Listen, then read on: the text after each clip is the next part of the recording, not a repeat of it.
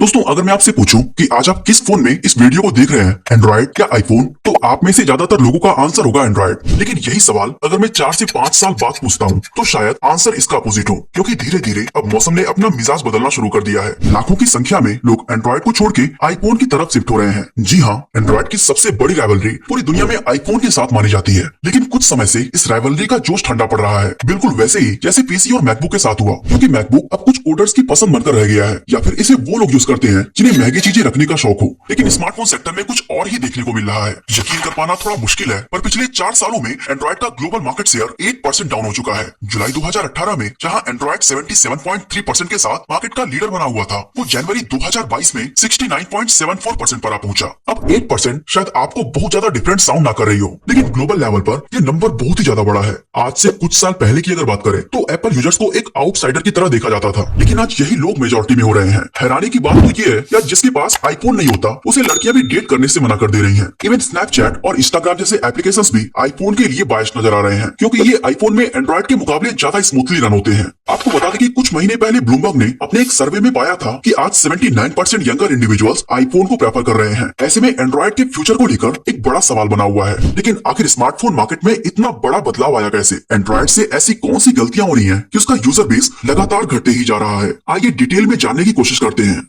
तो आखिर Android community के साथ हुआ क्या, इसे जानने से पहले हम 20 साल पीछे चलते हैं और देखते हैं कि इतनी बड़ी कम्युनिटी बनी कैसे। तो बात है अक्टूबर 2003 की, जब एंडी रूबिन, रिच माइनर, निक सीयर्स और क्रिस वाइट नाम के 4 दोस्तों ने मिलकर एंड्रॉइड को क्रिएट किया था। लेकिन उस समय का एंड्रॉइड ऐसा नहीं था जैसा आज हम इसके बारे में जानते हैं। इवन इसे स्मार्टफोन के लिए बनाया भी नहीं गया था, क्योंकि उस समय स्मार्टफोन जैसी कोई चीज मौजूद थी ही नहीं। एंड्रॉइड को बनाने का असली मकसद डिजिटल कैमरास को बेहतर बनाना था। लेकिन जल्दी उन्हें रियलाइज हुआ कि एक मार्केट ऐसी भी है जहाँ से अच्छी खासी अर्निंग की जा सकती है, और वो थी मोबाइल फोन इंडस्ट्री। ये रियलाइज होने के बाद इसके क्रिएटर्स ने सैमसंग, HTC और इस तरह की और भी कई टेक कंपनीज के साथ बातचीत करना शुरू कर दिया, और इस नेगोशिएशन ने गूगल का ध्यान एंड्रॉइड की तरफ खींचा, जो उस वक्त सिर्फ 5 साल पुरानी कंपनी थी। गूगल ने इसे एक बड़ी अपॉर्चुनिटी की तरह देखा और 2005 में $50 मिलियन के बदले में एंड्रॉइड को खरीद लिया। गूगल के अंडर आने के बाद अब एंड्रॉइड के पास फंडिंग की कोई कमी नहीं थी। लेकिन अब प्रॉब्लम ये थी कि गूगल के हाथ में ऐसा कोई भी विनिंग प्रोडक्ट नहीं था जिसमें उसका यूज किया जा सके। एंड दोस्तों, इसी के चलते शुरुआत में एंड्रॉइड को फिजिकल कीबोर्ड्स और बिना टच स्क्रीन फंक्शनलिटी वाले ब्लैकबेरी डिवाइसेस के लिए डेवलप किया जाने लगा। लेकिन दोस्तों, ये बात आईफोन के लॉन्च से पहले की है। जब एप्पल ने अपना पहला फोन मल्टी टच टेक्नोलॉजी के साथ लॉन्च किया, तो उसको देखकर गूगल ने अपने एंड्रॉइड फोन को फिजिकल कीबोर्ड्स के साथ लॉन्च करने का इरादा बदल दिया और उस प्रोजेक्ट को वहीं पर बंद करके नए सिरे से काम करना शुरू कर दिया। हालांकि फिर भी वे चाहते थे कि कुछ फंडामेंटल फंक्शंस को फिजिकल बटन्स के साथ ही ऑपरेट किया जाए, और यही वजह है कि स्टार्टिंग में सारे एंड्रॉइड फोन्स के निचले हिस्से में 3 बटन्स लगे होते थे। आईफोन की कॉपी करना स्टीव जॉब्स को बिल्कुल भी पसंद नहीं आया। हालांकि ये अपने आप में एक अलग स्टोरी है। अब एंड्रॉइड लॉन्च तो हो गया था, लेकिन उसकी शुरुआत उतनी धमाकेदार नहीं रही, क्योंकि आईफोन पहले से ही अपनी टॉप पोजीशन बनाने में लगा हुआ था। लेकिन साल 2010 के बाद इसने रॉकेट की स्पीड से पॉपुलैरिटी गेन की, और उसी दौरान इसका मार्केट शेयर 20% से बढ़कर 70% तक चला गया। और दोस्तों, आप सोच रहे होंगे कि ये चमत्कार आखिर हुआ कैसे? तो आपको बता दें, इसके पीछे 3 मेजर फैक्टर्स थे,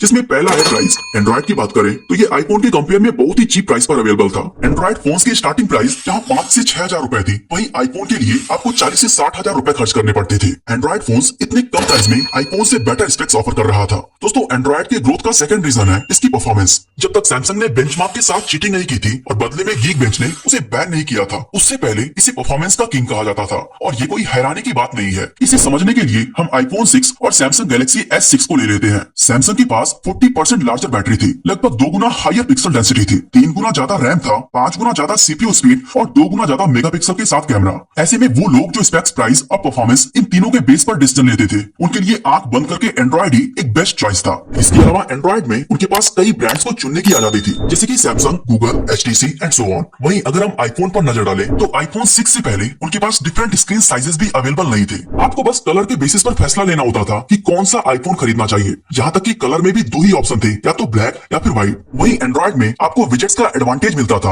आप कुछ ही सेकंड में अपने फोन की बैटरी को रिप्लेस कर सकते थे और एडिशनल स्टोरेज भी ऐड कर सकते थे। एंड्रॉइड इस तरह के और भी कई बेहतरीन कस्टमाइजेशन ऑफर कर रहा था, जो एंड्रॉइड की पॉपुलैरिटी का तीसरा मेजर फैक्टर था। ऐसे में अगर हम इन सभी एडवांटेजेस को कंबाइन कर देखें तो ये कोई हैरानी की बात नहीं होगी कि एंड्रॉइड्स को इतने कम समय में इतनी ज्यादा सफलता कैसे मिली। लेकिन अफसोस कि ये फैक्टर्स आज 2023 में उतना इफेक्टिव नहीं रहे जितना कि कुछ साल पहले हुआ करते थे। लेकिन क्यों? एंड्रॉइड कम्युनिटी के साथ आखिर हुआ क्या, और क्या ये अब इन फैक्टर्स के बेसिस पर स्मार्टफोन का सिलेक्शन नहीं करते? दोस्तों, मुझे तो ऐसा नहीं लगता, क्योंकि आज भी लोग सही प्राइस और परफॉर्मेंस पर बहुत ज्यादा ध्यान देते हैं। दरअसल बात यह है कि एंड्रॉइड अब इन फैक्टर्स में वो कुछ भी ऑफर नहीं कर रहा। वहीं आईफोन खुद को कस्टमर्स के हिसाब से बदल रहा है। प्राइस की बात करें तो सैमसंग गैलेक्सी एस का लॉन्च प्राइस 17,699 रुपए था। वहीं आईफोन 4 का 16GB वेरिएंट 34,500 और 32GB वेरिएंट 40,900 रुपए का था। यानी 1 डिकेड पहले एंड्रॉइड और आईफोन के प्राइस में जमीन आसमान का फर्क था। लेकिन आज चीजें बिल्कुल बदल चुकी हैं। For example Samsung Galaxy S23 ultra को देखें तो इसका लॉन्च प्राइस 1,24,990 रुपए था। वहीं same year iPhone 14 pro max 1,27,999 रुपए के प्राइस पर लॉन्च हुआ था। इन दोनों स्मार्टफोन्स में मात्र 3,000 का डिफरेंस है, जो बहुत ज्यादा नहीं है। दोस्तों प्राइस के मामले में यूएसए में एंड्रॉइड ने आईफोन को काफी ज्यादा पीछे छोड़ दिया है, क्योंकि बाकी देशों की तुलना में अमेरिका के अंदर आईफोन थोड़े सस्ते मिलते हैं। दोस्तों यहाँ पर हम फ्लैगशिप सेगमेंट की बात कर रहे हैं, क्योंकि एप्पल एंट्री लेवल या मिड रेंज फोन बनाता ही नहीं। अब क्योंकि यूएस में आईफोन्स फ्लैगशिप स्मार्टफोन के मुकाबले ज्यादा सस्ते मिलते हैं, इसलिए वहाँ के लोग आईफोन को ज्यादा प्रेफरेंस देते हैं। इवन गूगल पिक्सल 7 है, जिसे एक बजट स्मार्टफोन की तरह देखा जाता है, उसकी स्टार्टिंग प्राइस भी 31,499 रुपए है, जो भारत के करोड़ों लोगों के बजट से बाहर है। अब आप में से कुछ लोग कहेंगे कि प्राइस तो आईफोन का भी हर साल बढ़ ही रहा है, और ये कम्प्लीटली सच भी है। लेकिन यहाँ पर एक बहुत बड़ा कैच है। एप्पल अपने फोन के प्राइस को बढ़ाकर भी अपने करंट कस्टमर्स को नहीं खोता, बल्कि ये अपने फोन को ज्यादा अपीलिंग और स्पेशल बनाने का काम करता है, जिससे लोग दूसरे ब्रांड में जाने की जगह उसे आईफोन में ही अपग्रेड कर लेते हैं। लेकिन वही जब कोई एंड्रॉइड फोन अपनी प्राइस को बढ़ाता है, तो ऐसे में उसे इंटरनल कंपटीशन का सामना करना पड़ता है कि कहीं लोग उस ब्रांड को छोड़कर किसी दूसरे ब्रांड पर ना स्विच कर जाएं। क्योंकि जब भी कोई एंड्रॉइड यूजर देखता है कि सैमसंग का ये फोन तो आईफोन से भी ज्यादा महंगा है, तो इसको देखकर वो ये नहीं कहता कि बॉस सैमसंग ने अपने फोन की क्वालिटी को अच्छा कर लिया, बल्कि वो ये कहता है कि यार ये तो आईफोन से भी ज्यादा महंगा है, इसे खरीदने से अच्छा है कि आईफोन ही क्यों ना ले लें। अब एप्पल के बारे में भी हम अक्सर सुनते आ रहे हैं कि ये अपने फ्लैगशिप के लिए पहले से कहीं ज्यादा चार्ज कर रहा है। लेकिन ध्यान देने वाली बात यह है कि फ्लैगशिप फोन्स एवरेज पर्सन के लिए नहीं होता,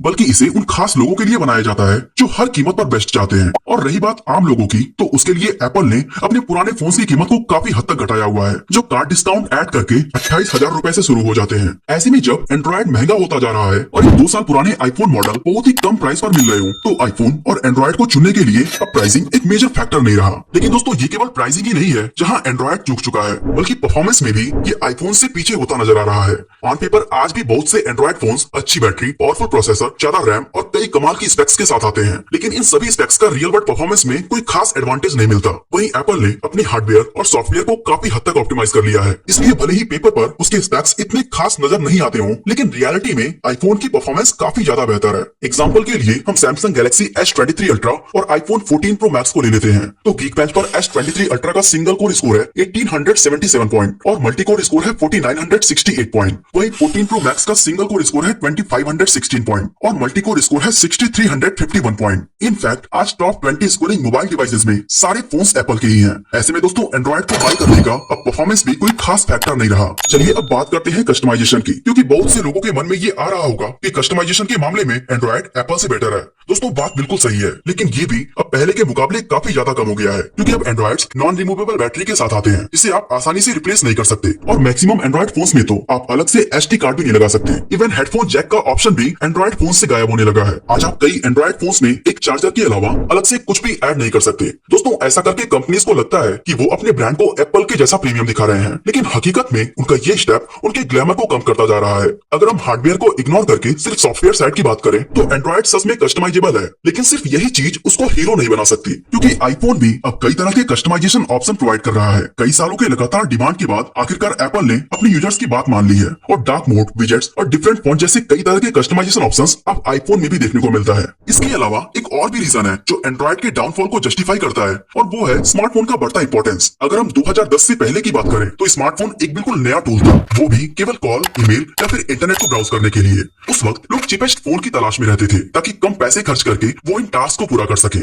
और यही चीज उनके परचेसिंग डिसीजंस पर भी देखने को मिलती थी। लेकिन पिछले कुछ सालों से हमारी सोसाइटी के अंदर स्मार्टफोन का रोल अब पूरी तरह बदल गया है। स्मार्टफोन्स को अब एक ईमेल भेजने या फिर इंटरनेट ब्राउज करने वाले टूल के रूप में नहीं देखा जाता, बल्कि ये मॉडर्न सोसाइटी और इकोनॉमी के साथ एंगेज होने का एक जरूरी साधन बन गया है। इसलिए लोग अब मार्केट के सस्ते फोन की जगह फ्लैगशिप स्मार्टफोन को खरीदना ज्यादा पसंद कर रहे हैं। अब वो एंजॉय करते हैं कि उनके आईफोन में I message, face time, even phone calls कितना स्मूथली ऑपरेट हो रहा है। साथ ही आईफोन और बाकी के एप्पल टेक गैजेट्स के साथ जो इकोसिस्टम है, उसे भी लोग खूब ज्यादा पसंद करते हैं। और सबसे बड़ी बात कि लोग आज अपने दोस्तों और सोसाइटी में आईफोन के साथ वैल्यूबल और खास फील करते हैं। ऐसे में अगर हम इन सारी चीजों को कंबाइन कर दें, तो हमें समझ आता है कि लोग एंड्रॉइड से दूरी क्यों बना रहे हैं। वैसे दोस्तों आपको क्या लगता है, आने वाला समय एंड्रॉइड का है या आईफोन का? हमें कमेंट करके जरूर बताएं।